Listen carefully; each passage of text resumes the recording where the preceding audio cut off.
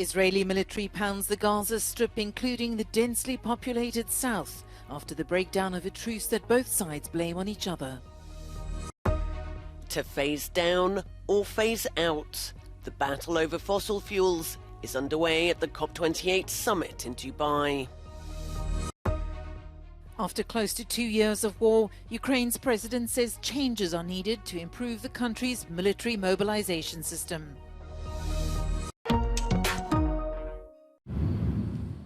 Israeli flares over Gaza's southern city of Khan Yunis.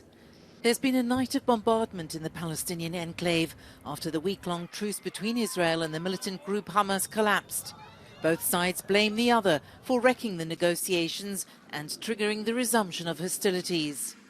Israel has also expanded its operation further south, where many Palestinians have been sheltering because of fighting in the north.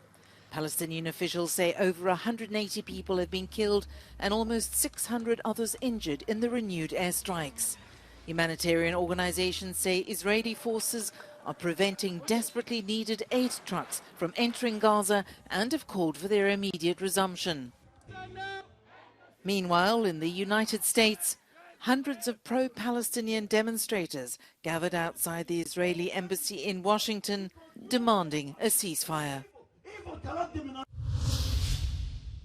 World leaders meeting at the United Nations COP28 climate change conference in Dubai say they know the planet is overheating and have pledged to do what they can to keep it from getting worse.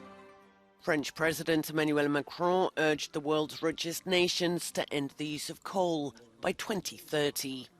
Les pays les plus émetteurs doivent désormais entrer dans cette logique de planification écologique et de transparence. Et à cet égard, le G7 a une responsabilité majeure, tout comme la Chine, qui est désormais le deuxième pays émetteur historique.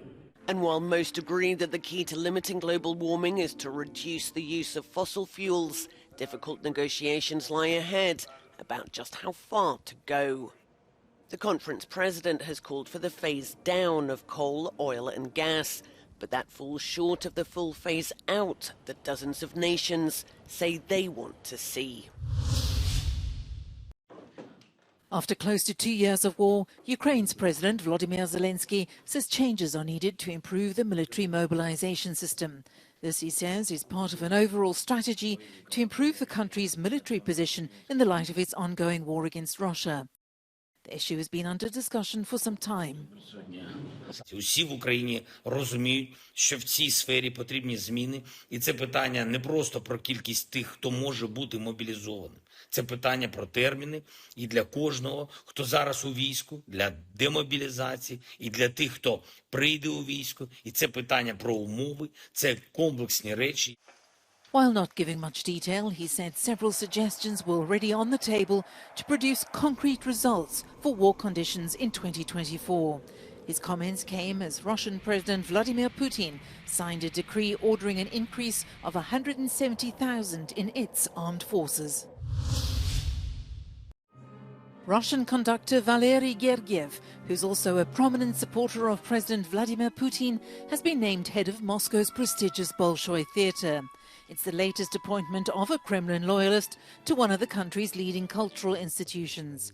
As head also of St. Petersburg's Mariinsky Theatre, Gergiev will have artistic control over the crown jewels of Russian ballet and opera.